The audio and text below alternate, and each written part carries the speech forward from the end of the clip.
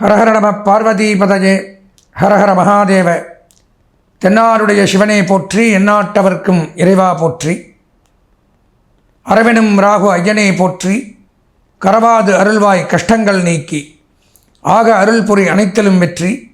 ராகுக்கணியே ரம்மியா போற்றி, கேதுத்தேவே கீர்த்தி திருவே, பாதம் போற்றி பாபம் தீர்ப்பாய், வாதம் வம்பு வழக்குகளின்றி கேதுத்தேவே கேண்மையாய் ரட்சி. அன்பார்ந்த எங்களுடைய நெக்ஸ்ட் ஜென் தொலைக்காட்சி நேயர்களுக்கு உங்களுடைய ஜோதிட ஆச்சாரியர் ஜோதிட குரு சிவஸ்ரீ டி சரவணமாணிக்க சிவாச்சாரியர், முதல்வர் காஞ்சி காமகோடி பீடம் வேத சிவ ஆகம பாடசாலை, சங்கரமடம், காஞ்சிபுரம். அலைபேசி 9865098370 9865098370. அடியனுடைய பணிவான வணக்கங்கள் மற்றும் ஆசீர்வாதங்கள். நம்ம நெக்ஸ்ட் ஜென் தொலைக்காட்சி மூலமாக பார்க்கக்கூடிய இந்த பதிவு அப்படின்னு பார்த்தீங்கன்னா, வருகிற 26/4/2025 அன்றைய தினம் நடைபெறக்கூடிய ராகு கேது பயிற்சி. அதாவது ராகு பகவான் மீனம் ராசியிலிருந்து கும்பராசிக்கும், கேது பகவான் கன்னி ராசியிலிருந்து சிம்ம ராசிக்கும் பயிற்சியாகிறார். அது சமயம் நமது 12 ராசிக்கு எப்படி இருக்கும் அப்படிங்கிறது தான் இந்த பதிவில் பார்க்குறோம். முதல்ல ராகு கேதுக்கள் அப்படின்னா யார், அவங்களுடைய வேலை என்ன, அவங்க என்ன பண்ணுவாங்க அப்படிங்கிறத தெரிஞ்சுக்கணும். பொதுவாக ராகு கேது அப்படிங்கிறவங்க நவகிரகத்திலே லிஸ்ட்லேயே முதல்ல இல்லாமல் தான் இருந்தது. முதல்ல 7 கிரகங்கள் தான் இருந்தது. சூரியன், சந்திரன், அங்காரகன், புதன், குரு, சுக்கிரன், சனி வரைக்கும் தான் இருந்தது. இந்த ராகு கேதுக்கள் இடையில சேர்த்தப்பட்டது. சிவபெருமான் பார்க்கடலை கடையும் பொழுது அமிர்தமும் விஷமும் வருது. முதல்ல விஷத்தை சிவபெருமான் குடிச்சிடுறார். ரெண்டாவது கடையும் பொழுது வரக்கூடிய அமிர்தத்தை அப்படியே எடுத்துகிட்டு போயிடணும்னு இந்த அசுரர் குலத்திலிருந்து தேவர்கள் கூட்டத்துக்குள்ளே மறைஞ்சிக்கிறாங்க இந்த 2 பேரும்.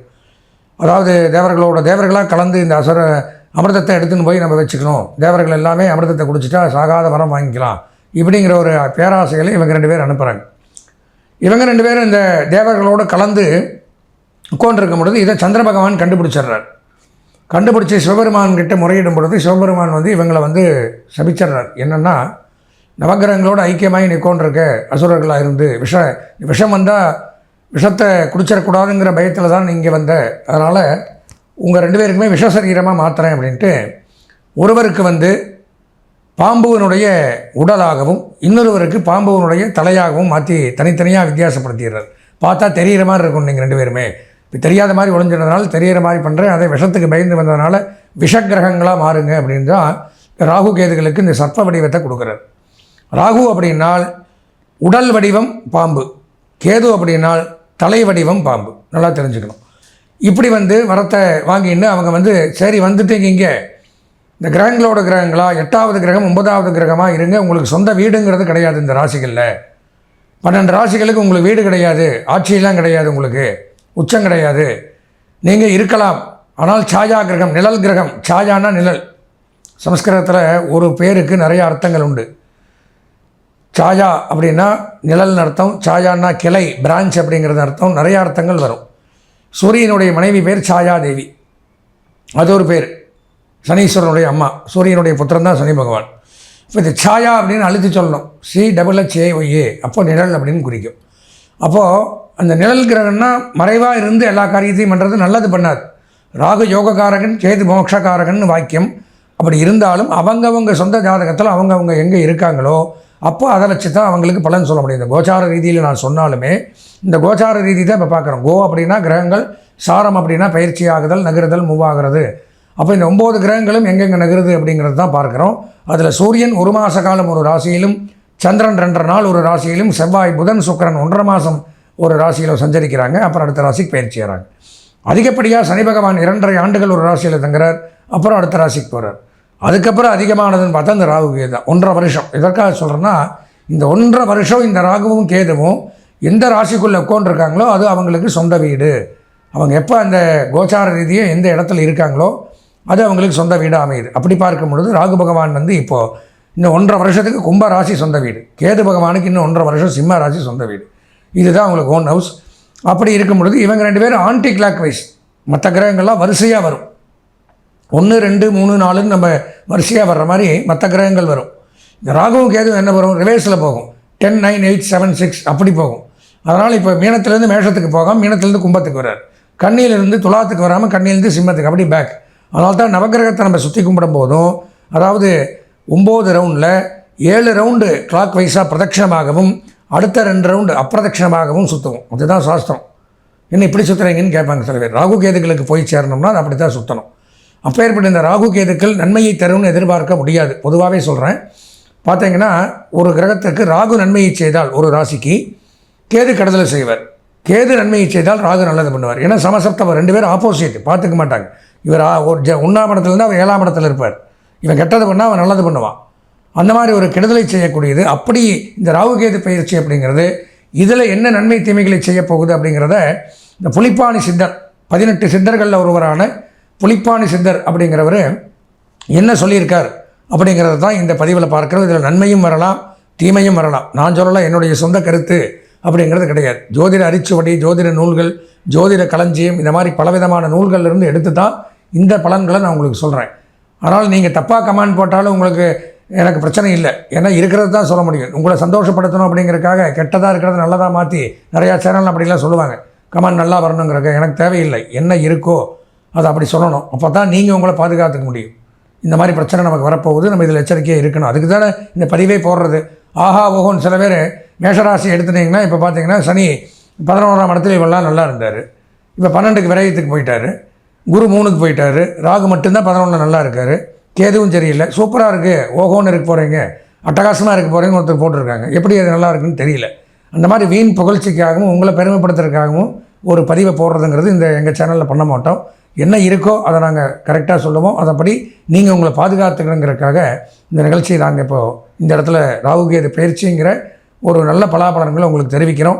அதனால் நமது நேயர்கள் இதை பார்த்துட்டு, இது மட்டும் பத்தாது, இதில் கோச்சார பலன்கள் தான் இது போக அவரவர்கள் சொந்த ஜாதகமும் பார்த்து இந்த ராகுகேது பயிற்சியினுடைய முழு பலாபலன்களையும் தெரிஞ்சுன்னு அதற்குண்டான பரிகாரங்களையும் பண்ணிட்டீங்கன்னா வரக்கூடிய இந்த 1.5 வருஷத்தில் இந்த ராகுகேது பயிற்சியினால் தங்களுக்கு ஏற்படக்கூடிய தோஷங்கள்லேருந்து விலகி நல்லபடியாக இருக்கலாம் அப்படின்னு சொல்லி இந்த 12 ராசிகளுக்கு உண்டான பலாபலன்களை விரிவாக காண்போம். அன்பார்ந்த எங்களுடைய நெக்ஸ்ட் ஜென் தொலைக்காட்சியின் அவிட்டம், சதயம், பூரட்டாதி ஆகிய நட்சத்திரத்தில் பிறந்த கும்பராசி நேயர்களுக்கு இந்த ராகுகேது பயிற்சி பலன்கள், அதாவது வருகிற 26/4/2025 அன்றைய தினம் நடைபெறக்கூடிய ராகுகேது பயிற்சி. ராகு பகவானாகப்பட்டவர் மீனம் ராசியிலிருந்து கும்பராசிக்கும், கேது பகவானாகப்பட்டவர் கன்னி ராசியிலிருந்து சிம்ம ராசிக்கும் பயிற்சியாளர் வாக்கிய பஞ்சாங்கப்படி. அப்படி பயிற்சியாகும் பொழுது கும்பராசியான நமக்கு என்ன நன்மை தீமைகளை செய்ய போகிறார் அப்படிங்கிறத பார்க்குறோம். இதில் பார்க்கறது அப்படிங்கிறது கடந்த காலங்களில் 12ஆம் இடத்துல இருந்தார் ராகு உங்களுக்கு, அதாவது 2ஆம் இடத்துல இருந்தார். இப்போ 1ஆம் இடத்துக்கு வரார். ஜென்மத்துக்கே உங்கள் ராசிக்கே வரார் ராகு. ஜென்ம ராகு அப்படின்னு பேர். கேது பகவான் அப்படின்னு பார்த்தோம்னா 8ஆம் இடத்துலேருந்து 7ஆம் இடத்துக்கு வரார். அப்போது இதனால் என்னென்ன நன்மை தீமைகள் நமக்கு நடைபெறப் போகுது அப்படிங்கிறத தான் இதில் பார்க்கணும். இதில் என்ன நன்மை தீமைகள்ங்கிறத நான் சொல்லலை. 18 சித்தர்களில் ஒருவரான புலிப்பாணி சித்தர் அப்படிங்கிறவர் பல ஆயிரம் ஆண்டுகளுக்கு முன்பாகவே நிறைய நூல்களில் எழுதி வச்சுட்டு போயிருக்கார். அதை எடுத்து விளக்க முறையாக நான் சொல்கிறேன். இதில் நல்லது வரலாம், கெட்டது வரலாம். பொதுவாகவே இந்த ராகு கேது பயிற்சின்னு எடுத்துட்டா ராகு நல்லது பண்ணால் கேது கெட்டது பண்ணும், கேது கெட்டது பண்ணால் ராகு நல்லது பண்ணும். இல்லை ரெண்டும் சேர்ந்து சில ராசி கெட்டது தான் பண்ணும். இது நல்ல கிரகம் இல்லை, கெடுதல் பண்ணக்கூடிய கிரகம் தான். 1.5 வருஷத்துக்கு நமக்கு நன்மை அப்படிங்கிறத எதிர்பார்க்க முடியாது. அப்போது இதில் வரக்கூடிய பலாபலன்கள் சித்தர்கள் சொன்னது, அது அப்படியே நான் உங்களுக்கு சொல்கிறேன். அதில் இருக்கிறது மாறாது. எதுக்காக சொல்கிறேன்னா நீங்கள் எச்சரிக்கையாக இருந்துக்கணும் அப்படிங்கிறதுக்காக தான் சொல்கிறேன். ஐயோ நம்மளை ஆஹா ஓகோன்னு அந்த டிவியில் புகழ்ந்தாங்க, இவங்க புகழ்ந்தாங்க, இவர் இப்படி சொல்கிறாரு அப்படின்னு தப்பான கமெண்ட்ஸ்லாம் போட்டாலும் கவலை இல்லை. ஏன்னா நீங்கள் நல்லா இருக்கணுங்கிறக்காக தான் உண்மையை சொல்கிறோம். அப்போது ராகு பகவான் அப்படிங்கிறவர் உங்களுக்கு மீனராசியிலிருந்து கும்பராசிக்கு வரார். ஜென்ம ராகு அப்படின்னு பேர். ஜென்மத்தில் ராகு வந்தால் என்ன நடக்கும்? எந்த ராசியாக இருந்தாலும் ஜென்மத்தில் ராகு 1ஆம் இடத்துக்கு வந்தால் சரீர இழைப்பு, உடல் இழைச்சி போயிடுமா. நல்ல கம்பீரமாக இருக்கக்கூடியவன். இப்போ மீனராசியில் இவ்வளோ நாளும் அப்படி தான் இருந்தது. ராகு அதில் தான் இருந்தார். இப்போ அதிலிருந்து கும்பத்துக்கு வரார். கும்பத்துக்கு வரும்பொழுது கும்பராசிக்காரர்களுக்கு இந்த பலன், சரீர இழைப்பு, உடல் இழைச்சிரும். நல்லா கம்பீரமாக இருந்தாலும் அது இழைச்சி போயிடும். உடல் அசதி, அடிக்கடி சோர்வு ஏற்படும். முடியலனால சோர்வாக உட்காந்துக்கிறது. அந்த மாதிரி வியாதிகள் காய்ச்சல் அடிக்கடி வரும், ஜாக்கிரதையாக இருக்கணும். வியாதி, காய்ச்சல், உடல் அசதி, சரீர இளைப்பு இதெல்லாம் கொடுக்குறாரு. மனைவி வாரிசுகள் விரோதம், வீட்டில் மனைவி பகை, நம்மளுடைய குழந்தைகள் பகை, இதெல்லாம் ராகு ஜென்மத்திலிருந்து தான் நடக்கும். அவங்களால் இந்த 1.5 வருஷத்துக்கு தான். தேச சஞ்சாரம், அங்கேயும் இங்கேயும் ஓடி அலையிறது, வீட்டிலே இருக்கக்கூடாது, ரவுண்டிங்லேயே இருக்கிறது. தேச சஞ்சாரம் பண்ணி அந்நிய தேசம் போயிடுறது நல்லது. வீட்டில் இருந்தால் அதை விட பிரச்சனை. தேவையில்லாத சண்டை சச்சரவு வர்றதுக்கு வெளிநாட்டு போயிடுறது நல்லது. வெளிநாடு போகிற வாய்ப்பு இருந்தால் போய்க்கலாம் கும்பராசிக்காரர்கள். தேச சஞ்சாரம். ரோக பாதை, ரோகம்னா வியாதி, பாதைன்னா பாதிப்புன்னு அர்த்தம். நோயினால் உபாதைகள் ஏற்படும் அப்படின்னு போட்டிருக்காரு. திரவிய நாசம், சேர்த்து வச்ச பொருள்கள் அழியும். என்னென்ன சேர்த்து வச்சுருக்கோமோ அத்தனை பொருள்களையும் வச்சு சாப்பிட்றது, அழிக்கிறது, அதெல்லாம் நடக்கும். விற்று சாப்பிட்றது. அதீதமான கஷ்டங்கள், அபரிமிதமான கஷ்டங்கள், தாங்க முடியாத கஷ்டங்களை கொடுக்குறார். சரீரத்தில் ஸ்கின் ப்ராப்ளம், தோல் நோய், மனம் நரம்பு சம்பந்தமான பிரச்சனை, மனக்கவலை, சைக்கார்டிக் ப்ராப்ளம் இதெல்லாம் வரும். ஜாக்கிரதையாக இருக்கணும். ஜீவன வகையில் பிற்போக்கு, அன்றாட வாழ்க்கையிலே பின்தள்ளப்பட்டுருவோமா. டெய்லி சாப்பிட்ற சாப்பாடு 3 வேளை சாப்பிட முடியாது, 2 வேளை தான் சாப்பிட முடியும். அந்த மாதிரி அமைப்புகள். எந்த காரியம் எடுத்தாலும் தள்ளி போகும், உடனே நடக்காது. செய்கிறது போகிற வெட்டி வேலையாக போகும், வெட்டி செலவாக போகும், தண்ட செலவாக போகும். உறவினர்களுடன் வீணான சண்டை வாக்குவாதங்கள் நடைபெறும். அன்றாட வாழ்க்கையிலே தினம் ஒரு கெட்ட பெயர் அப்படிங்கிறத அனுபவிக்கணும். அப்போது ராகு பகவான் அப்படிங்கிறவர் நன்மையை தரலை. இருந்தாலும் 9ஆம் பார்வையாக குரு பார்க்குறார். பார்க்கறதுனால குரு பார்க்க கோடி நன்மை. ஒரு சில காரியங்களில் நன்மைகள் நடக்கும். இருந்தாலும் ராகு பயிற்சி மகர ராசிக்கு நன்மை அல்ல அப்படிங்கிறது கன்ஃபார்ம், சித்தர் சொல்லியிருக்கிறது. சரி, கேது என்ன பண்ணுறார் அப்படின்னு பார்த்தோம்னா, கேது பகவான் 8ஆம் இடத்துலேருந்து 7ஆம் இடத்துக்கு வந்திருக்கார். அப்படி 7ஆம் இடத்திற்கு வரும்பொழுது என்ன ஆகுதுன்னு பார்த்தீங்கன்னா, மற்றவர்களுக்கு உதவி செய்வதன் மூலம் கஷ்டப்படுவீர்கள். மற்றவர்களுக்கு நீங்கள் உதவி பண்ணுறது மூலம் நீங்கள் அவமானப்படுற, நான் இருக்கேன் பார்த்துக்கலாம், இறங்கி செய்யுங்க, என்னை நம்பி கொடுங்க, நான் இவருக்கு உதவி பண்ணுறேன், ஜாமீன் போடுறேன், இப்படியெல்லாம் ஏதாவது தேவையில்லாத மூக்க நுழைச்சிங்கன்னா நீங்கள் அவமானப்பட்டுருவீங்க, நஷ்டப்பட்டுருவீங்க. நமக்கு பண்ணுறதே இப்போ கஷ்டம், இன்னொருக்கு உதவி பண்ணிங்கன்னா மாட்டிப்பீங்க. கேது அதான் பண்ணுறாரு. பிறருக்கு உதவி செய்வதன் மூலம் அவமானம், பொருள் இழப்பு, அவமானமும் போடுவீங்க, பொருள் இழப்பும் ஏற்படுது. முன் விரோதம் ஒன்று முன்னாடி நிற்குமா. எப்போவோ இருந்த சண்டை, எப்போவோ ஒன்று பண்ண பாவம் இப்போ முன்னாடி நிற்கும். அதை வச்சு சொல்லி காமிப்பாங்க, பேசுவாங்க, சண்டை போடுவாங்க. அந்த மாதிரிலாம் நடக்கும். தொழிலில் மந்தம் ஏற்படும். எந்த தொழில் செஞ்சாலும் மந்தம், பிற்போக்கு, முள்ளாக போகிறது, இன்னும் வருமானம் இருக்காது. ஆதாயமின்மை, அதான் சொன்னேன், ஆதாயமின்மை. குடும்பத்தில் வறுமை அதிகரிக்கும். கஷ்டம்தான் பாவம், என்ன பண்ணுறது. குடும்பத்தில் வறுமை, நோயின் தொல்லை, உறவினர்கள் பகை, பணச்செலவு, புதிய சிநேகிதம் ஆபத்தை கொடுக்கும். புதுசாக ஒருத்தன் உங்களுக்கு ஃப்ரெண்டாமல் அவன் மூலமாக ஒரு ஆபத்தை சந்திக்க போகிறீங்க. அதனால் பார்த்து பழகணும். இந்த காலகட்டத்தில் ஃப்ரெண்ட்ஷிப் விஷயத்தில் எச்சரிக்கையாக இருக்கணும். குடும்ப வாழ்க்கை சண்டையாக இருக்கும்னு முடிக்கிறார். அவளை குடும்பத்திலே ஒரு மகிழ்ச்சி இருக்காது, அமைதி குலையும், தேவையில்லாத சண்டை சச்சரவு, வீட்டுக்கு ஏண்டா போகிறோன்னு தோணும். யாருக்கு? கும்பராசிக்காரனுக்கு. ஏன்னா ராகுவும் சரியில்லை, கேதுவும் சரியில்லை, போனாலே பிரச்சனை. எப்படி போகிறது? தேவையில்லாத பிரச்சனைகள் அப்படிங்கிறது ஏற்படும். அப்போது என்ன பண்ணணும்? இதுக்கு பரிகாரம்னு ஒன்று இருக்குமில்ல. எப்போவுமே பிரச்சனைங்கிறது, நோயின்னு ஒன்று வந்துட்டால் அதுக்கு பிராயச்சித்தம்னு ஒன்று இருக்குது. ட்ரீட்மெண்ட்டுன்னு ஒன்று பண்ணி இந்த நோயை குணப்படுத்திக்கிறோம்.